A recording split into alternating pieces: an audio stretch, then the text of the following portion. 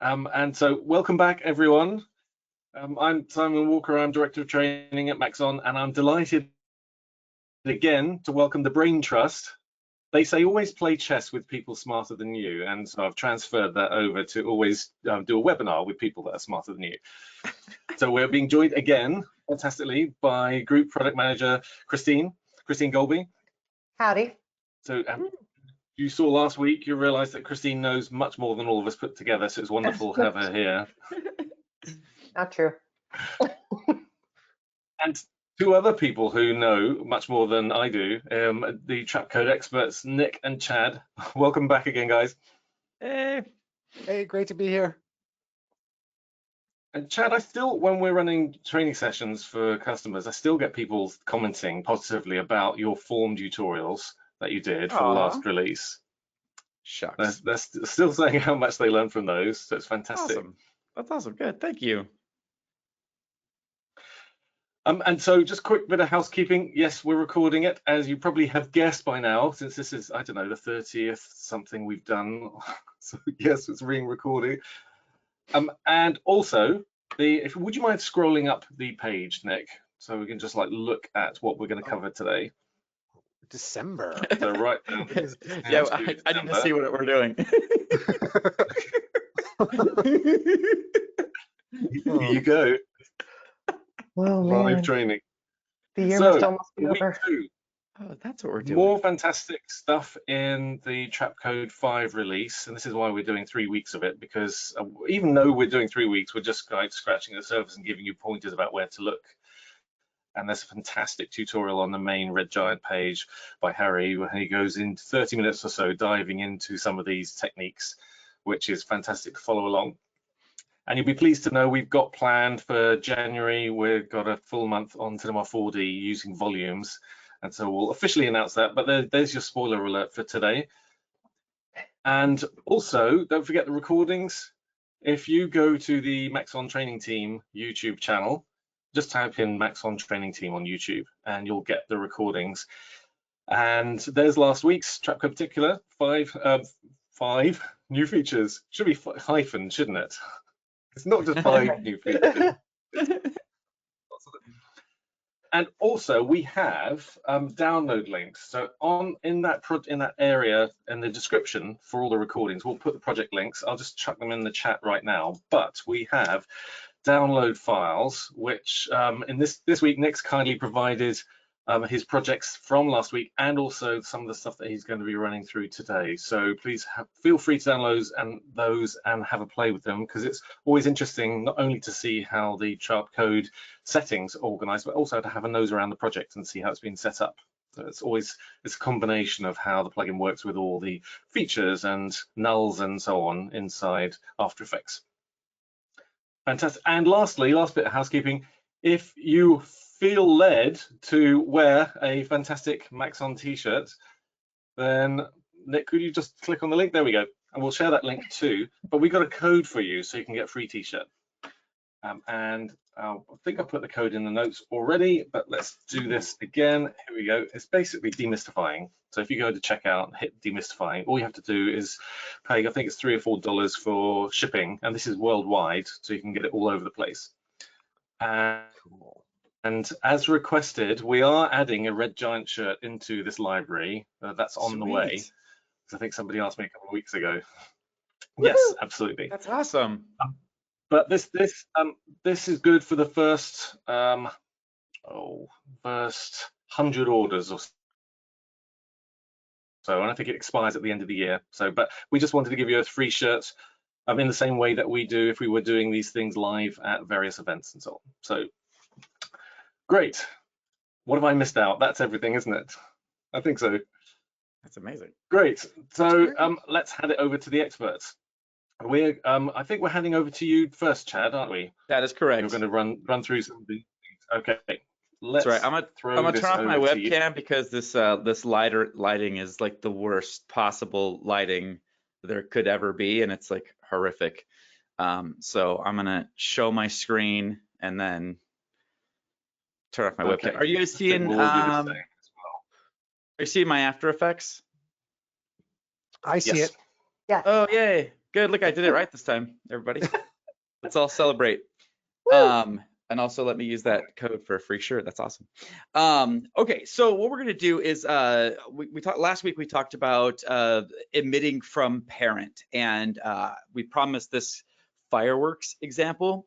And I think this is like one of the clearest ways to see emit from parent stuff, and also a great way to opportunity to use these new features. And there's a few other little tiny bells and whistles that I wanted to get into. Like little tiny new features I think are really helpful. And so I'm starting here with like just the default settings of Particular, nothing up my sleeve. I'm gonna go ahead and launch the designer. And I'm gonna first just color this, because one of the things that we forget about a lot sometimes, especially if you're new to the designer or don't use the designer very often, is that if we go up and choose one of these blocks, we actually have presets that we can use. Now, if you're in the regular effect controls panel area of Particular, there's these color presets. You get like, I don't know, 4 or 5 or something like that. But if you're in the designer, then the presets, there are a lot more. So I'm gonna choose like this neon highlights, for example, and then I'll go ahead and click apply. So now I have all these colored dots, and I'm gonna change the emitter to a grid. And then I'm going to, let's separate this out so I can change the emitter size. I'll make it the width of my comp, and then make Y and Z 1.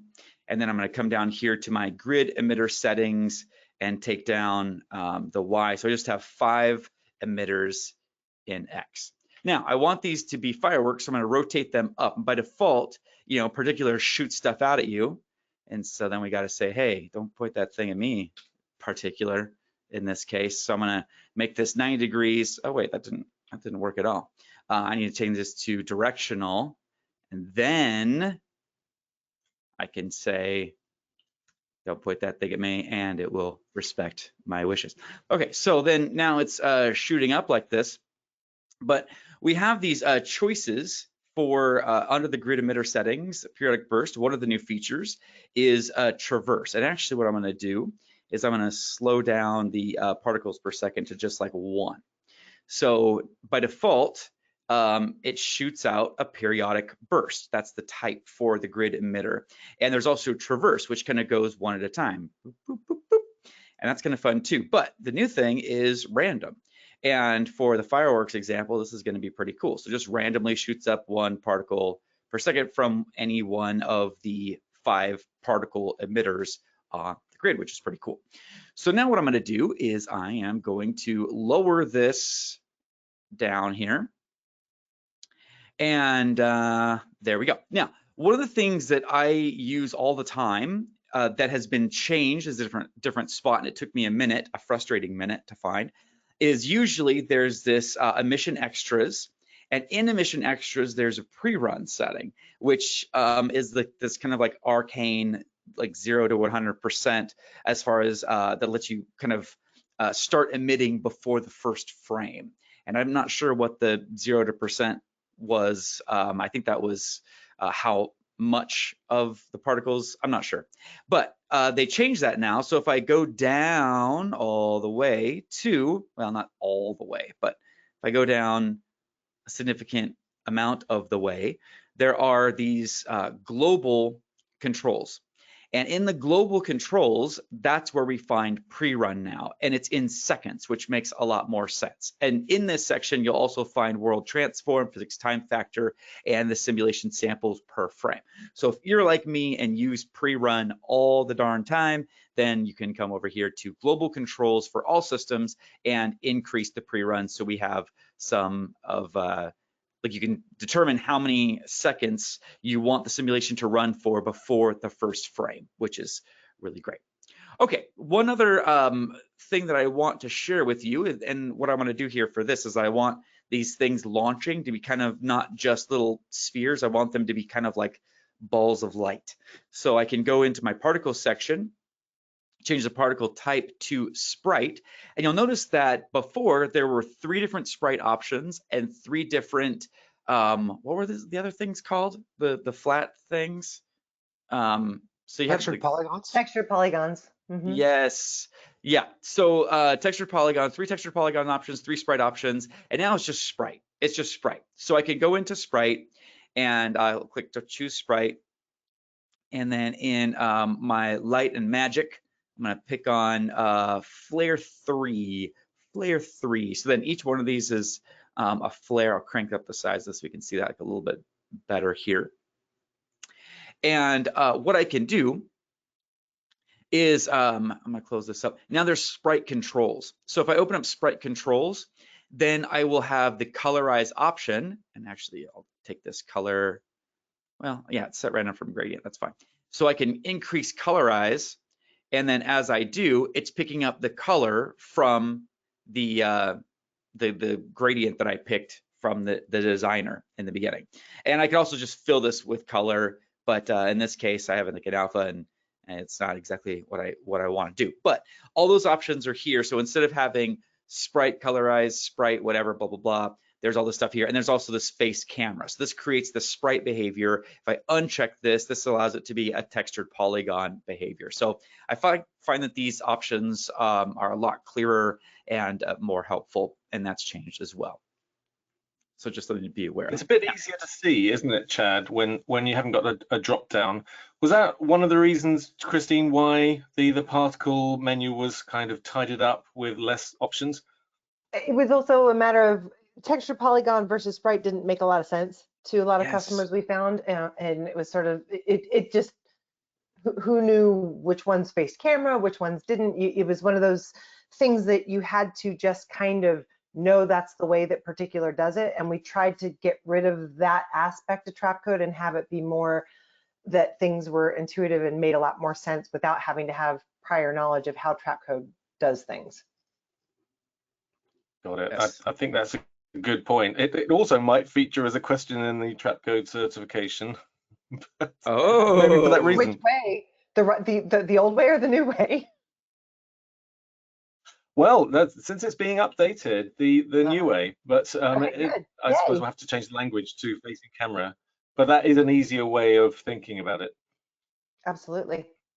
Good. I'm glad you like it. Yeah, I definitely think that that's much better.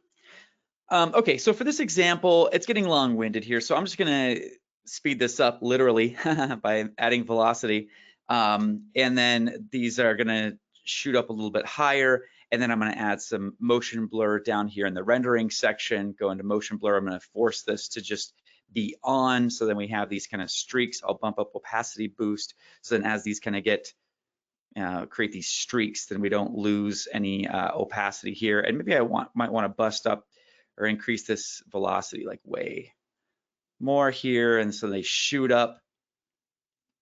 And then what I want to do is I want to make other systems based on that. And actually, since I'm again being a little bit long-winded here, I'm just going to skip ahead so I could turn this over to Nick. Here's what I did a little bit further on the line here, is I created 2 more systems in this case, and one of them was just a standard, particular set of particles. But one of my favorite features here is that I went to this, let me close this up here. Wait, this isn't what I want.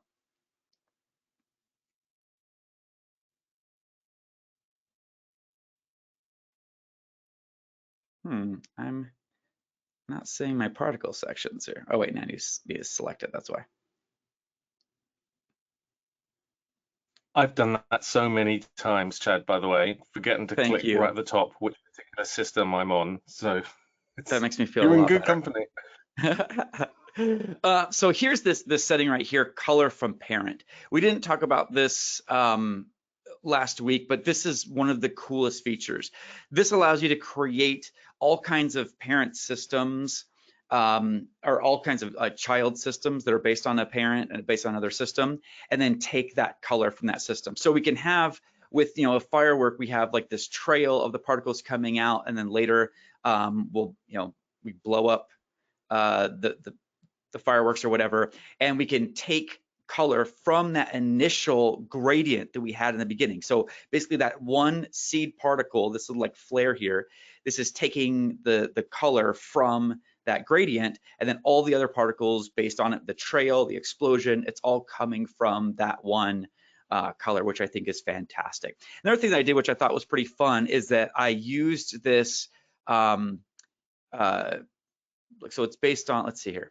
So I'm gonna go to 2 here, and then we have the emitter, and then I chose this to emit from the parent system, and then the emission over life here, I just did it from the beginning, and I used one of the flares, the fire explosions that come with Particular as a sprite. So that way, basically, like when the particles are launched, there's like a little explosion just right at the beginning of launch. So you could do stuff like that, where like when a particle is birthed, you know, you have like a little explosion, little pop. And so there's all kinds of things you can do throughout a particle's life, and this is all procedural. So if I went back to my parent system, my grid, and I rearranged my grid, or I re-randomized things, or recolored it, or whatever, all of that stuff would ripple on through all of these different systems, which is really cool. Okay, I'm gonna hand it over to Nick in just a quick second here. I basically went through and added some more systems here, and I got these fireworks looking kind of more fireworky. I should also probably add a disclaimer that I'm not trying to make realistic fireworks. I wanted to make ones that kind of showed off some of these features.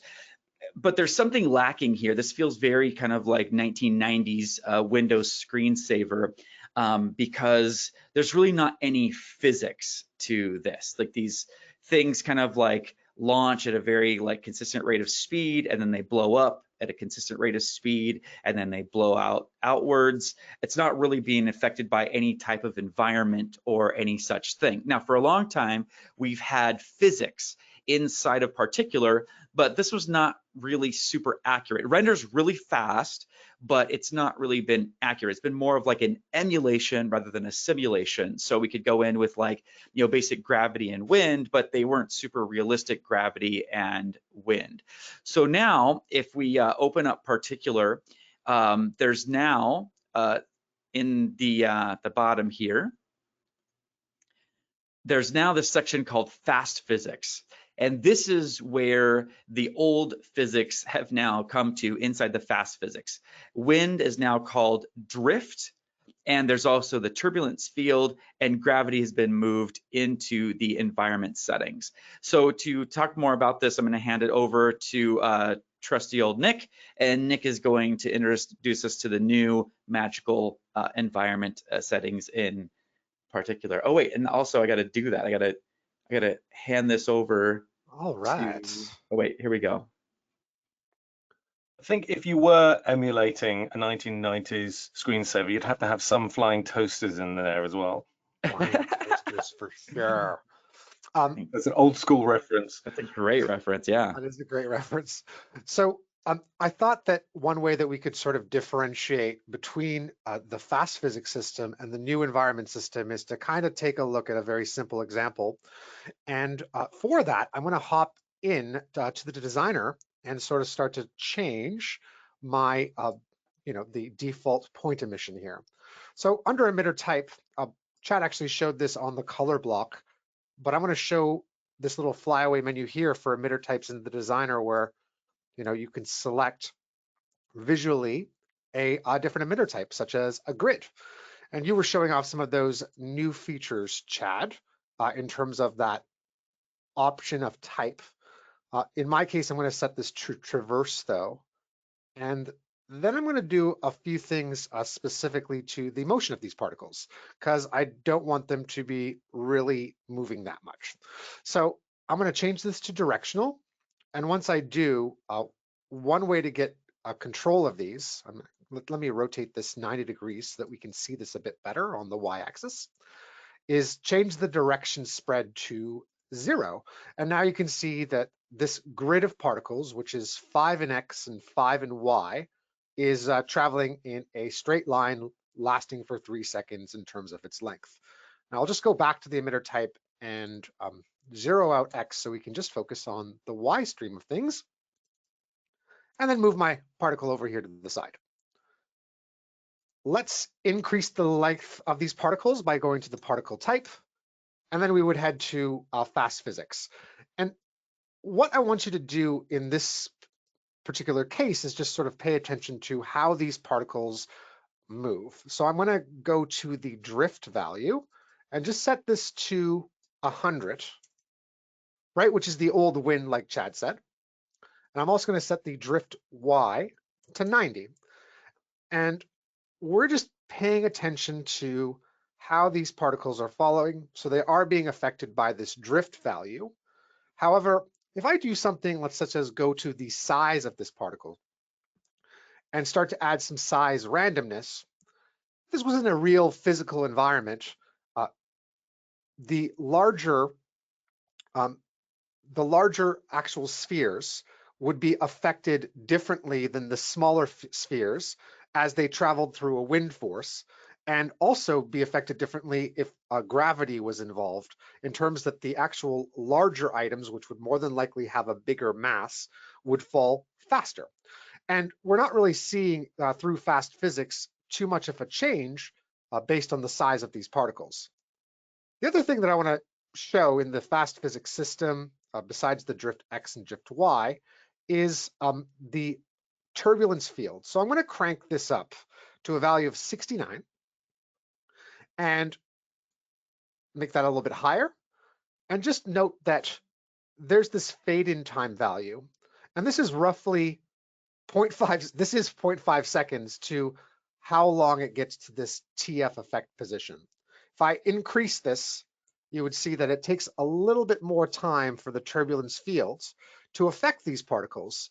But mostly, and Christine, tell me if I'm correct, these particles are pretty much still following the same path that they are being set on with the velocity that's been set, as well as the drift X and drift Y. They're not really drifting away from their initial paths that have been set. Is that correct? Yes, the original physics, that's exactly true. They stay on their same path. It was an emulation, which is why it goes quickly. But as you noticed there in your example, you can pretty much see that the noise, the field that they're following along if you watch them, which makes it not quite so organic because you can see that path. Yeah, and even if I cranked up something like the turbulence field size, you can kind of clearly see the actual field affecting the spheres, and that's not really how things are going to move organically in kind of a real particle simulation. So let's keep this in mind, and let me actually just get rid of all of the fast physics. So I have this like 5-by grid shooting out to the right based on the velocity value. And let's head now to the environment section. The first thing that I'm going to do or introduce is actually just going into the air turbulence, where I'm going to, with the default values, just enter the same number that I put in turbulence field, which was around 6970. So here we have 70, and look at the path of these particles. It's quite a high value, and in fact, I'm just going to back off on that a bit to maybe a value of 10 right now, but we can see there that the paths of these particles have drastically changed, okay? So they're not following the same path from which they're being emitted from, although in the last example, it was the drift X and Y of these particles shooting down. This allows kind of for a bunch of physical simulations, in my opinion, that are much more realistic and organic, and combining this with things like emit from parent can create some incredible particle simulations. Now, before I sort of build an example, I wanted to show one more thing, as in that some of these values, the values here in the environment section of this block are directly associated with some parameters under the particle type block. Now, to see this, first of all, I'm going to zero out the effect position, and let's start to have these particles fall by introducing a gravity value.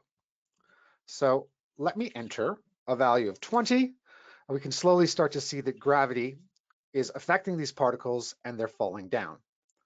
Enter the particle type block, where there's a new section called particle physics. And each of these particles right now have a mass associated with them set to a value of 10.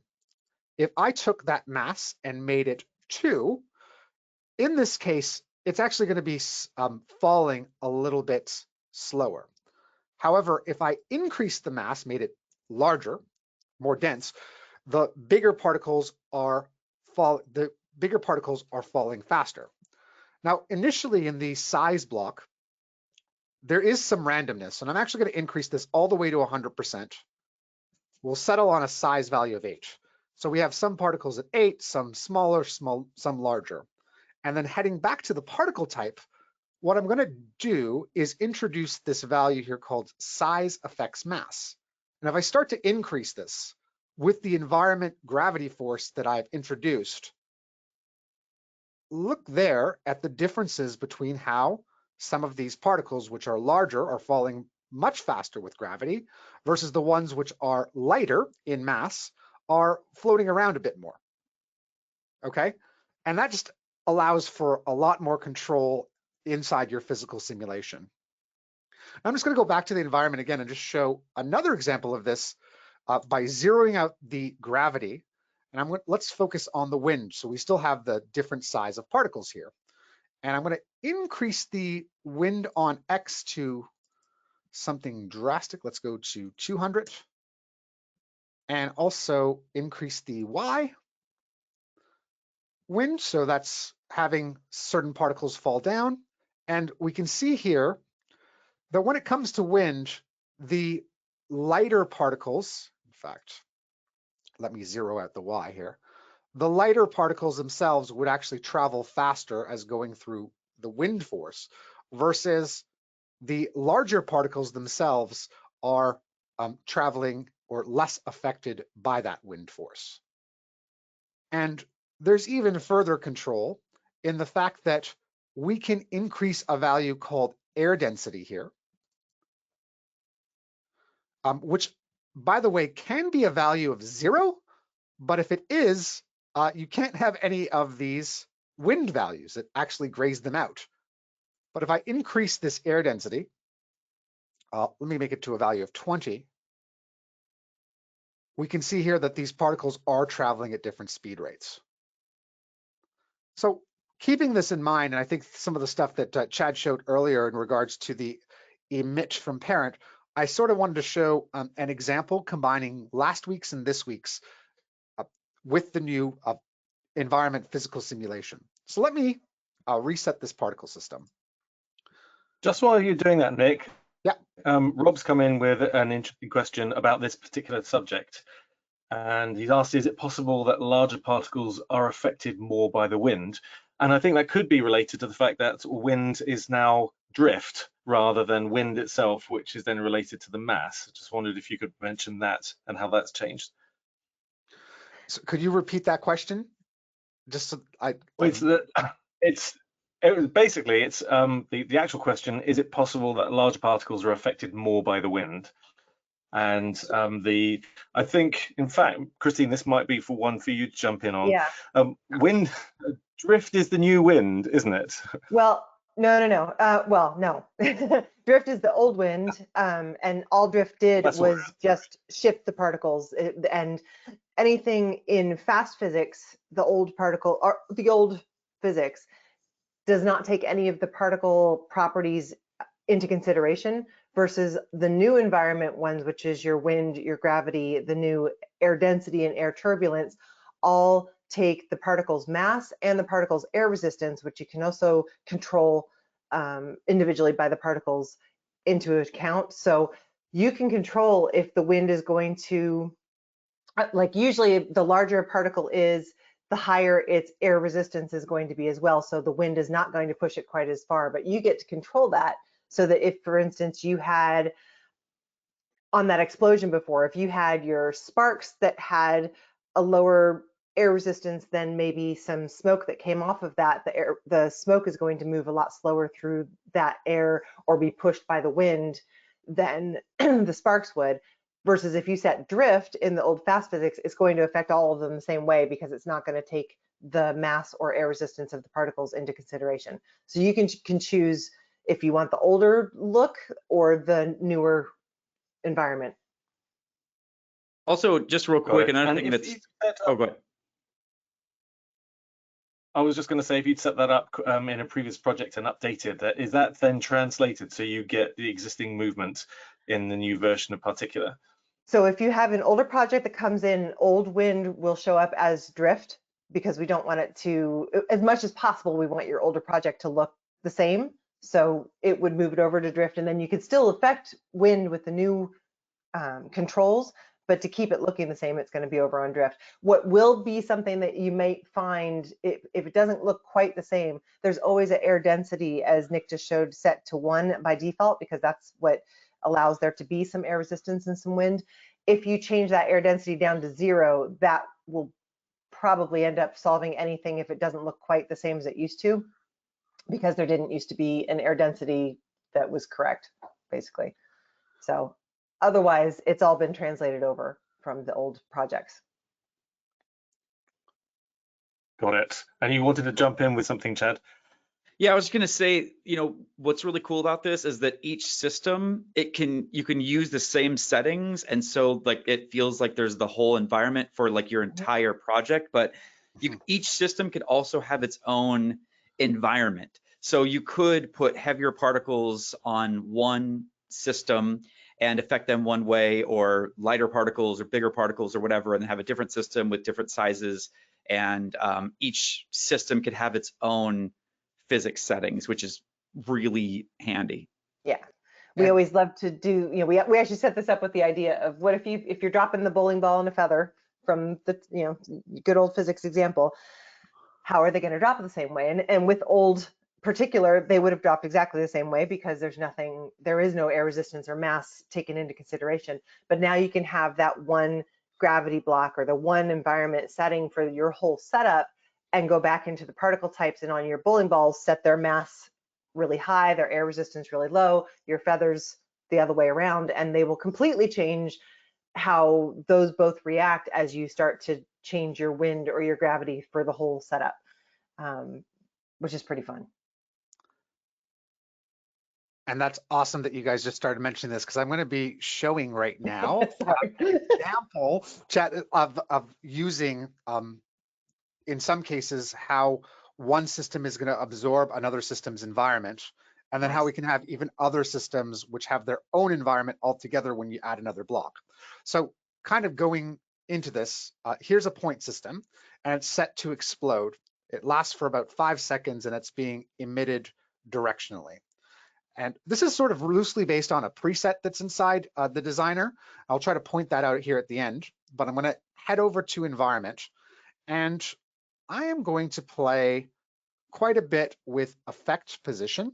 So let's just set this to a value of 80 and see what happens, where we see this sort of drift off of these particles. I also want to play simultaneously with a few other things. So I'm going to play with air density. I'm going to set this to a value of 10.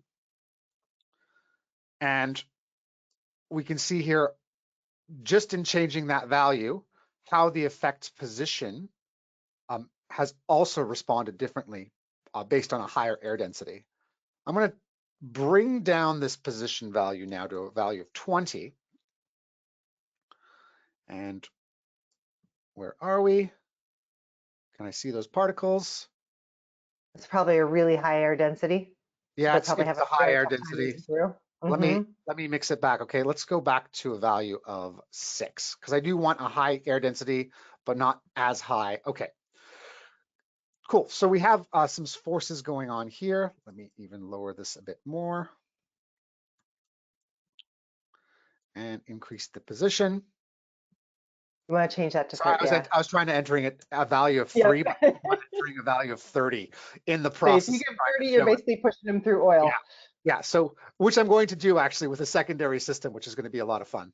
So here we have just some sort of drifting particles, and I'm going to add to this. So I'm going to add a second system. And on the second system, like we showed last week, I'm going to head to the emitter type. And for this one, I'm going to choose, first of all, I'm going to bring down my particles per second to a value of 30. And then I'm going to choose that new value, which is the emit from parent. So there's my finder. Let me get rid of this block, stop coming up. And let's head to the emitter type and emit from the parent system. So a lot of particles, and let me differentiate between some of these. First of all, I'm going to grab the particles on the secondary system and increase their lifespan to about 6.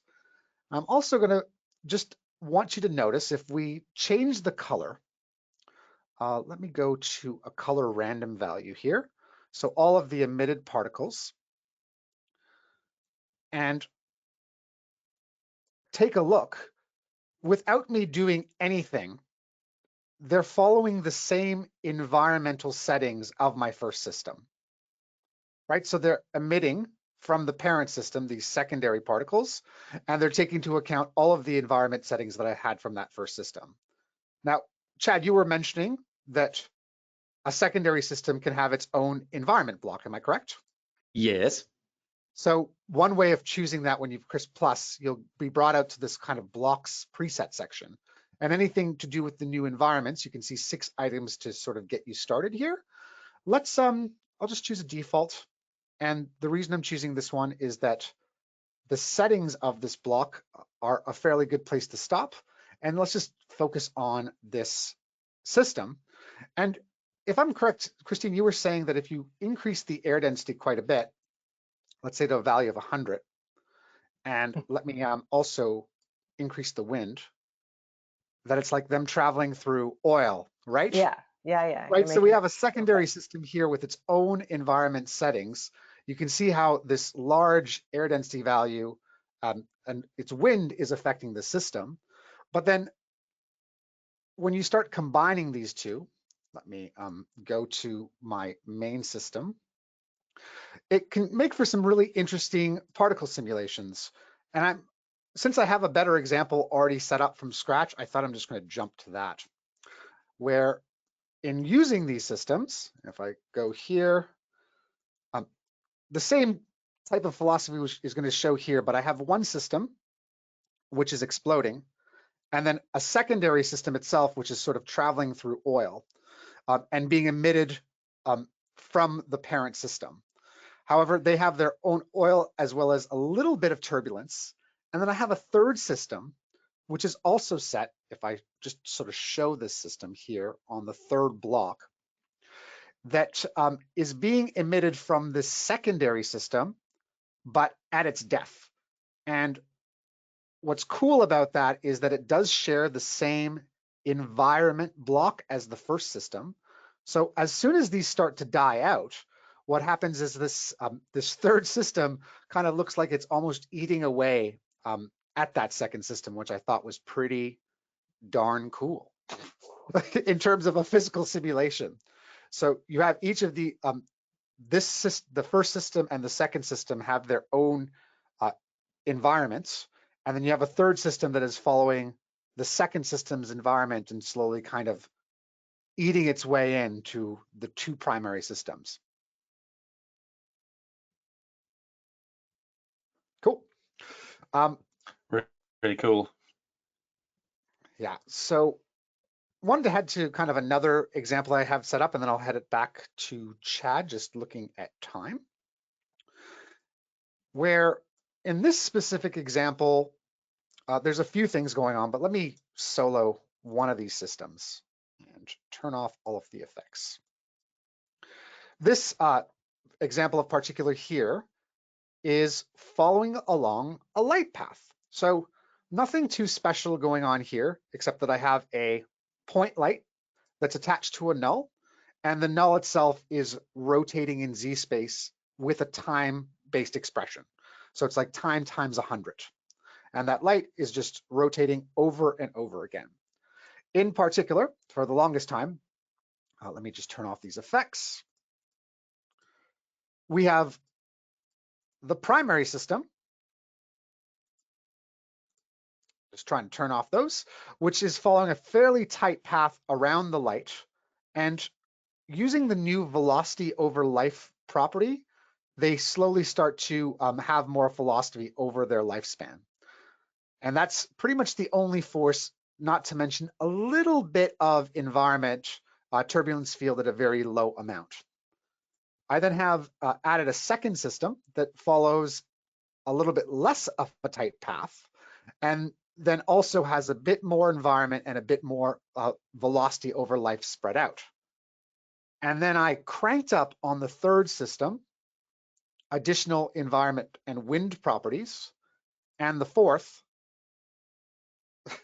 to all be sort of all following the same light path, but at different environment amounts to sort of bring this all together. And then last, I added a few effects from Universe, so that's including chromatic aberration, a chromatic glow, to add a little bit of a glow to the highlights here, and then used a Universe prism displacement, which kind of gave this really unique RGB value look to the actual entire particle system. And in order to duplicate it, I actually have a second particle system altogether, which is referencing two lights in this case, which have the same name and is rotating in the opposite direction of the other system for this final result. And the only other thing to mention is that in the first system, where the wind is basically drifting off and having things emit over to the left through wind, the environment system on the second set of lights is basically causing these particles to drift off here to the right with those different environment values. And just to sort of show an alternative to this, well, actually an add-on, I basically pre-comped this and then threw all these circles, an effect onto them, which is called Universe Ecto, and got this kind of crazy water type look. A little bit, it brought up the prism displacement a little bit too much in my opinion with the glow, but kind of has this kind of cool water cellular look in my opinion. And in some ways you can see the environment reactions a little bit better by taking a look at those emitted lights. Really interesting. I like the combination of universe effects and having them in a stack as well. Yeah, and with that kind of combining that with the new Trapcode engine, there's like quite a few different simulations that you can do for sure. This example is in that download file that you've provided, hasn't it, Nick? Yes, it's this one, and then there's one other that's sort of a work in progress, but actually referencing a character from Mixamo. I'll just show it briefly before I hand it back over to Chad, just with time. And in this example, there's a few cool things going on, but this first particle system is actually Trapcode form and referencing a Mixamo character that I brought beforehand into Cinema 4D and just replicated his walk cycle so that it would last for much longer with an offset path. And then I have a particular based system on this main character here, which is also referencing the same Cinema 4D file, but the difference is by a little bit of wind drift in the Y direction and a directional particle system, so to speak. Along with some environment physics, we have this sort of drifting path. Now I have it set to proxy because it's a rather heavy file and have another version of it. The other two characters you're seeing are actually just a feature in form called Kaleidoscope, which actually allowed me just to replicate this character 2 different times as well. One closer to the camera, one further away.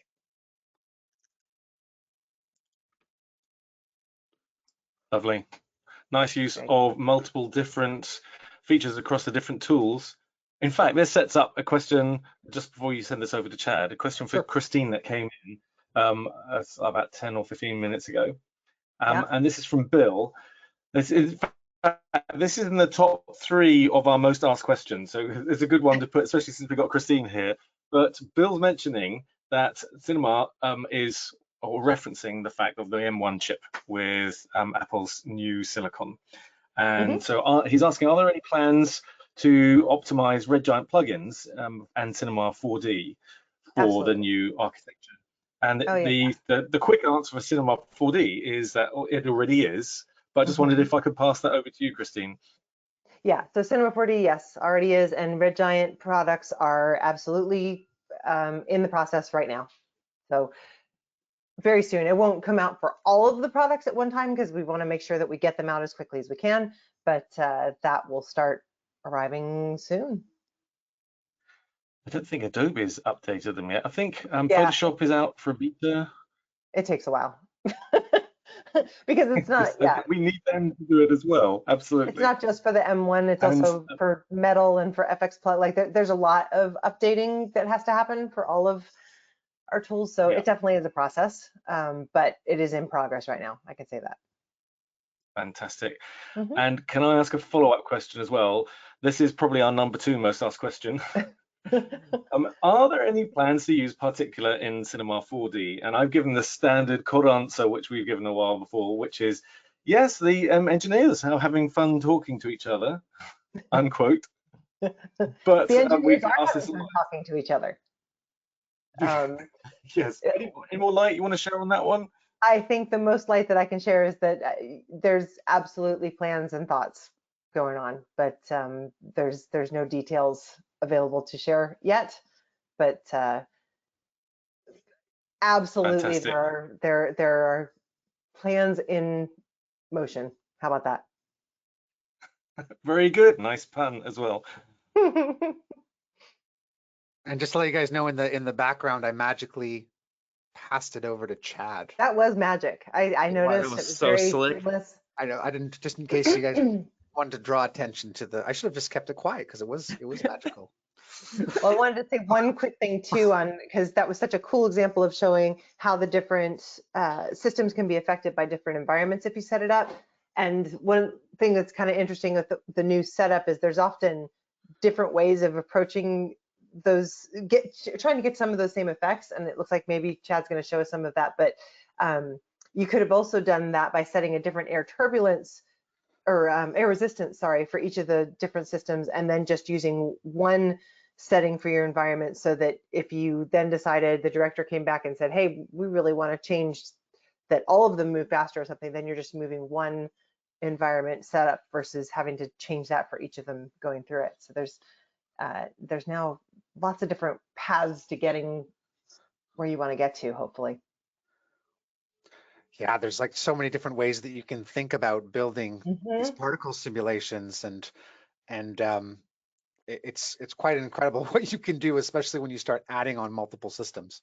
Yeah, and we tried to make it more likely that you would think in terms of the particles themselves and what their properties would be, so that you get a little more control over setting those properties directly for each particle system, rather than having to always think what you used to in the past. Well, we could do it by making the gravity be heavier for this one and the gravity less heavy. Well, that doesn't make a whole lot of sense that you have to change your gravity for everything. So we're trying to make it, again, a little more intuitive on where you might think to change some of those setups, and yet also make it possible if you're a Trapcode Particular user and that's how you're used to doing it, it's still totally possible. I think it's brilliant. I think you all, like your whole team, like the way that you implemented everything, where you have the old system that exists next to the new system, and they each have their pluses and minuses. I think it's brilliant. That's all I was waiting for, was for someone to say that. So good job, Chad. Publicly in a webinar. It's being recorded. But yeah, and I don't know about you, Nick, but like I find myself just like fiddling so much. Like preparing for this week has been really difficult, because I find that like my ADD just got me off into tangents so much, because it's been really fun to play with these ideas, because all this stuff put together, all these options with the Emit from parent, and then the new air turbulence stuff, and the air density, and all these different things, like all combined. It's just been really fun to play with. Yeah, there's a lot of it. We're all finding fun in it, which is really pretty great. Yeah, and I completely agree, Chad, that like one of the hardest things for me to do, and not even to think about, like next week where we're going to start talking about introducing simulations on top of this. It's I would say the one thing that allowed me to kind of go to the next level of understanding some of the things that are possible is to try to like minimize the amount of controls that you start off with. So in some cases, like backing off or just introducing the position turbulent field and seeing what that does with a lower mass or a higher mass, or then just working with the wind values without gravity were some ways that really helped me to go, oh, okay, these are like certain things that you can do and gain control over your particle system. And then add on those next steps that we absolutely love and our ADD brain goes, ape for.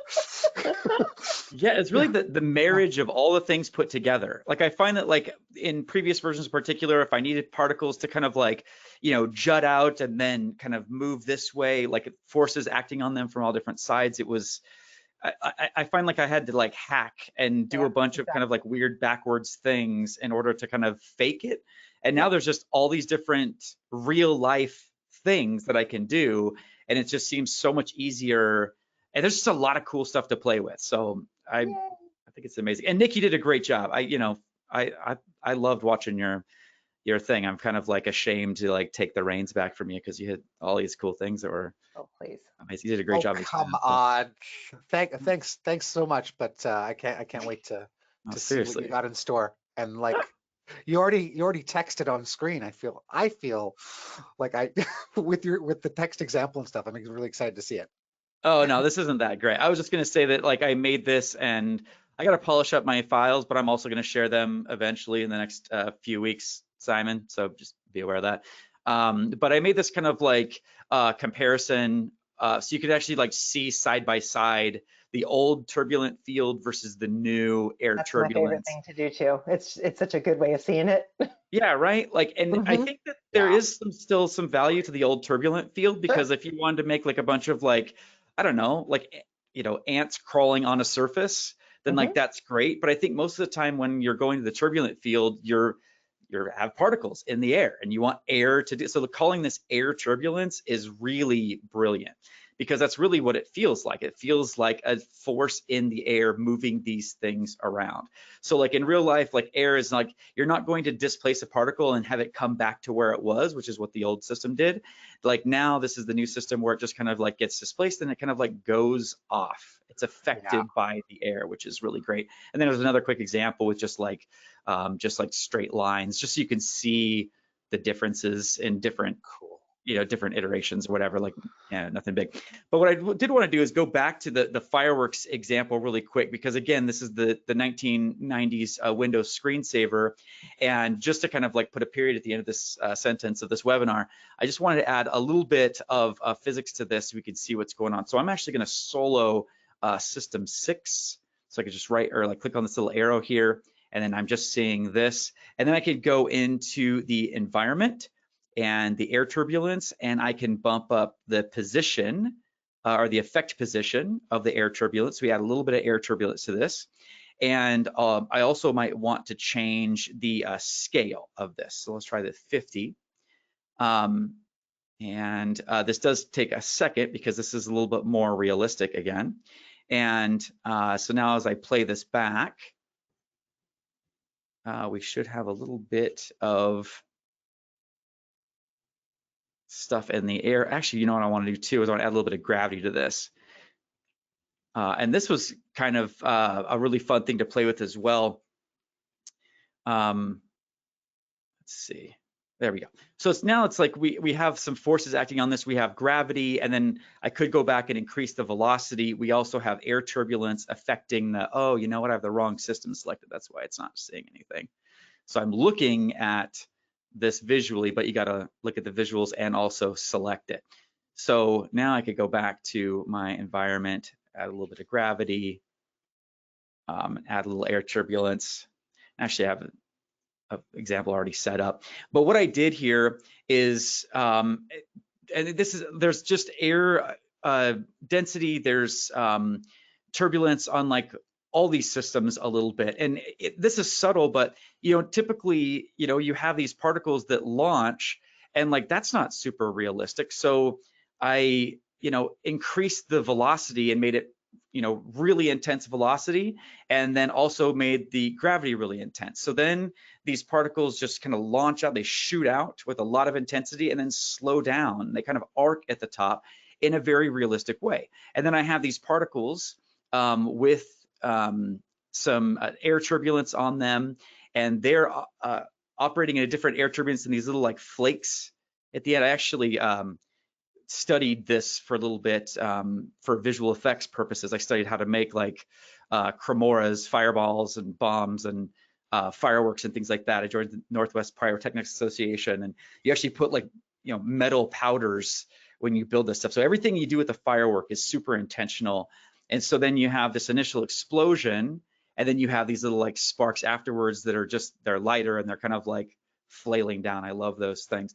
But again, you could see the difference that this makes. And this is, I'm not going for realism here because I'm trying to like show the concepts more than trying to make realistic fireworks. But you could see how, you know, there's a little bit of air turbulence here, and there's a different set of air turbulence and gravity and air density with these little like sparks that come afterwards. And also, again, the launching, there's like intensity. So it's almost like you're adding like easing, like the equivalent of having, you know, motion curves, but with particles. You have that kind of control over everything that's happening. And again, just like easing with keyframes, I just put a little bit of air density, a little bit of gravity, a little bit of whatever on each of these systems to make everything feel more organic and behave more in a more realistic way. So I just love that being able to add a little bit of richness to everything that's going on. So yeah, that's my thing. Quick question for you, Chad. Martin's asked, if you did want to add more realism, what would you change? That's a really good question. I think one of the things I noticed is that when you have digital fireworks, they usually kind of go out in a flower pattern like that. And sometimes, you know, that's what happens with fireworks, but a lot of times fireworks also come out at you. It's not just kind of like this 2D ring, it's like a 3D sphere. And so I think I would play with the explosion and make the particles come out in 3 dimensions. That does kind of muddy the waters with it kind of like demonstrating these concepts. Another thing too is that these particles, these little like flecks, I'm partial to them, so they're a little bit bigger. I also am not sure I love the way that the colors, I'd probably make these HDR particles rather than trying to blow them out with glow.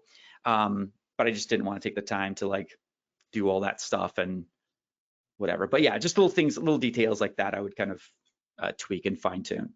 You can also add, I usually add a little bit of smoke that come off of them as they fizzle out, or like off at the end, because you can do it for when the particles die. Little very faint bits of that tend to help a lot with fireworks too. Yeah. Yeah, but it's so fun to play with, like, you know, when these little like the head thing comes out, the emit from parent, those are coming off the whole time. And then when that parent dies, then another system takes over, and then there's the aux particles that like come from it. I mean, it's just like one instance of particular. And then when these die, the other things like flake out. It's just, I don't know, I just love the complexity of the whole thing and what you can do with it to control. You have so much power over everything. I love the concept of you doing the real world research on those explosions and the fireworks and doing this. So fun. I can imagine you saying to your accountant, no, it was for work. Yeah, I would go to like office supply stores and get like, or like restaurant supply stores and get like these huge tubs of coffee creamer, because that's like the main base of baking fireballs, and just tubs and tubs and tubs of coffee creamer, and then some other like explosive thing. And it's just like, what are these people doing? Yeah, it's fantastic.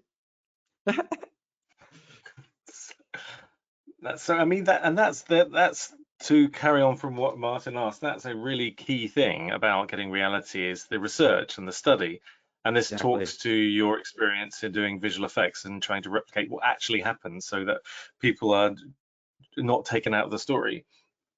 Yeah, definitely. And I think, you know, the new version in particular gives you a lot of tools to be able to like put those finishing touches on that like haven't been there. It's really great.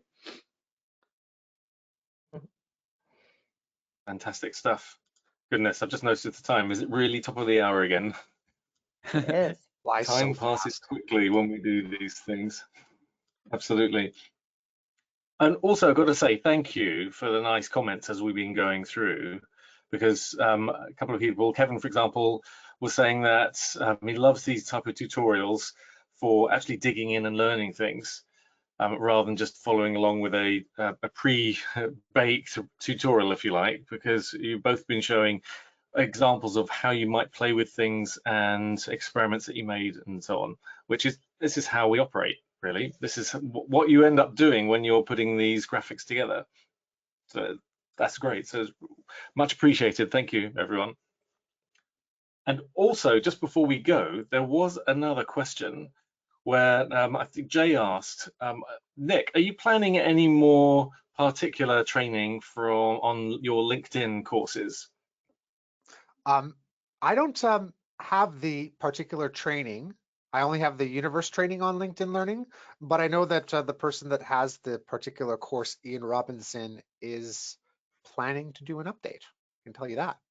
Oh, I'm glad to hear that. Excellent. Yeah, so I know that it's on his radar. That's fantastic. Yeah, it's like, so, because like yeah, from the ground up. So that should be, LinkedIn usually takes a little bit of while until they get their courses up, just because they do a couple levels of checking contents, but we should see that somewhere in the new year. Nice. Yeah. Fantastic. I love Ian's stuff. Oh, that would be fantastic to see. Mm-hmm. Yeah, he's great. Great, excellent. So I think we covered about all the other things. Don't know, see anyone's got a last minute question on the I can't read and speak at the same time. Very difficult. The learned skill. Or type. Some Would nice it comments be fair coming in. for me to ask, is next week discussing flocking? Is that a leader? Yes. And Meander and bounce. Yeah, and bounce we're okay, going to get into cool. as well, which we moved to next week. Oh, that's awesome. Time Great. goes so fast. I know, and yeah. There's so much to show. Very cool. Excellent. So thank you for staying this time with us, everyone. We appreciate it. We're trying not to overrun on these things, but it's so tempting because just having so much fun, as you can see, just talking about it as well and sharing experiences with it. But we'll add in all those links to the various things that we talked about, plus the project files and the code for the t-shirt, and also the links to the recording. So we'll add all those in the email that follows up on the webinar. And please don't hesitate to reach out to us at training@maxon.net. And if you do that, then we can answer any questions you've got or take on suggestions for courses. I had a number of nice suggestions in the questions today about delving into a more of a themed series of webinars, almost like a course, if you like. So this is all great stuff, and it's great to have those requests, because then we know what you'd like to see. And from some of the other comments, more of the same, please. So yes, okay. Cool. Great stuff. I magically stole Chad's screen again, Simon. So if you wanted to go through, I have the pages up here again if you wanted to. That's well, yes, just the same thing really. Again, you can watch all the recordings here on the YouTube channel, and you can sign up for next week's if you want to ask questions as we're doing it live as well, and that's on that link for the Red Giant blog post. Great stuff. So thank you again, everyone. We appreciate you tuning in, and we'll see you hopefully next time, same time next week. Thanks, Christine. And thank you also again. Special guest. Christine. Nick, thanks, Simon. Thanks, Chad. And Christine. Thanks, all you guys. See you next month. One day I'll figure out how to talk over you as you're talking. I'm gonna blame the internet. That's the all fun. good. That's right. Exactly. All right. Take care, everyone. Thank you. Okay. Yeah. Bye. Bye, everybody.